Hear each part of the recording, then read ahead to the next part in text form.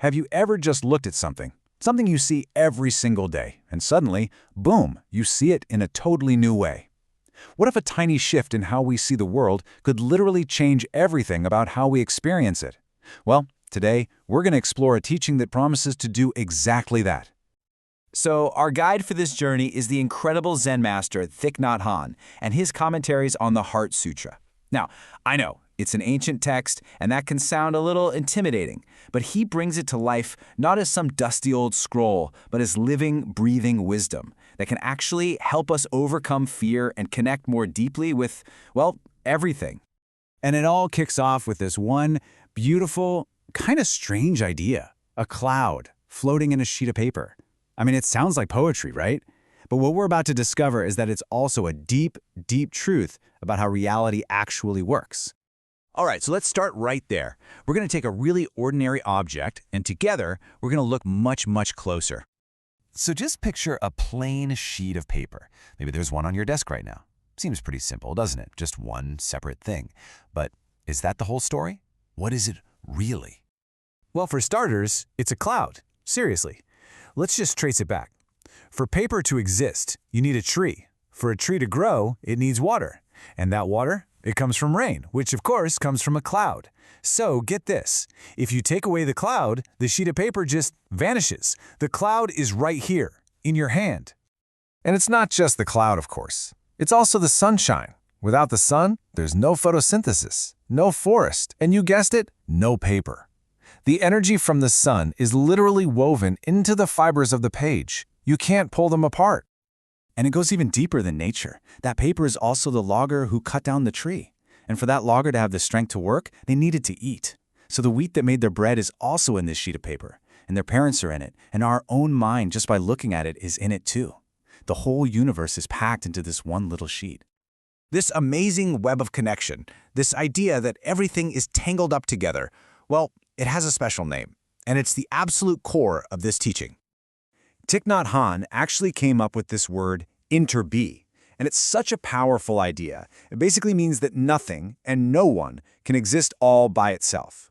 That sheet of paper is only possible because of everything else. It's made up entirely of non-paper things. To put it simply, to be is to interbe.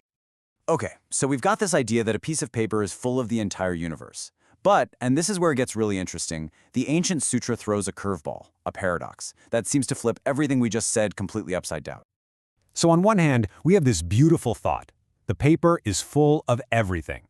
But then the Heart Sutra comes along and says, form is emptiness. Wait, what? How can something be both completely full and, at the very same time, empty? It feels like a total contradiction, right? This question, right here, is the key that unlocks the whole mystery. You see, to be empty is always to be empty of something. So the real question is, what is the sheet of paper empty of? And here's the beautiful answer. It's empty of a separate, independent self. It has no identity all on its own. It can't exist by itself. It completely depends on the cloud, the sun, the logger, you name it. So emptiness here doesn't mean nothingness.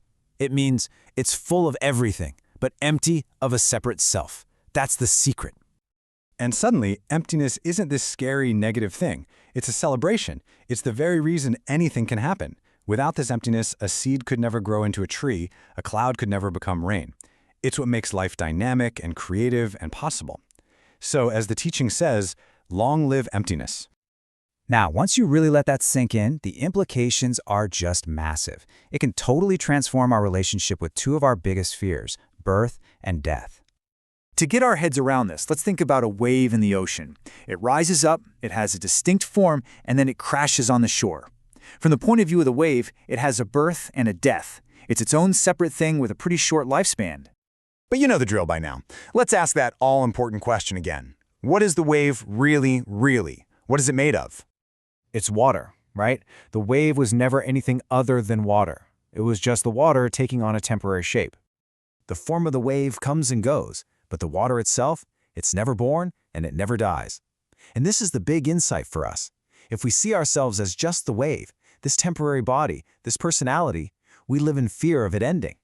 But what if we realize we're actually the water, that we're part of this huge interconnected ocean of life? Then that fear can just dissolve.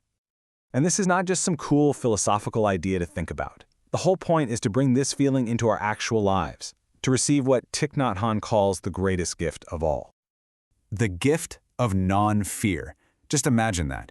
The ability to move through life with a sense of peace, knowing that we aren't just these fragile, separate little things, but that we're part of a continuous, unending flow. And the beautiful thing is, there are simple ways we can actually practice this. So here's a simple meditation you can try. Next time you have a tangerine, don't just eat it. First, just hold it in your hand. Really look at it. Try to see the sunshine inside it. See the rain, the flower it came from, the earth. And as you do that, the tangerine starts to feel more real. And in that same moment, so do you. Then, peel it slowly, smell it, and eat each little piece mindfully, becoming one with it. That is what it means to practice interbeing. And so we end with this beautiful, profound thought. Nothing is ever really lost. It just changes form. A cloud becomes rain, a sheet of paper becomes ash, and we too continue on. The real question isn't if we'll continue, but if we'll be paying close enough attention to recognize each other in all our new, wonderful forms.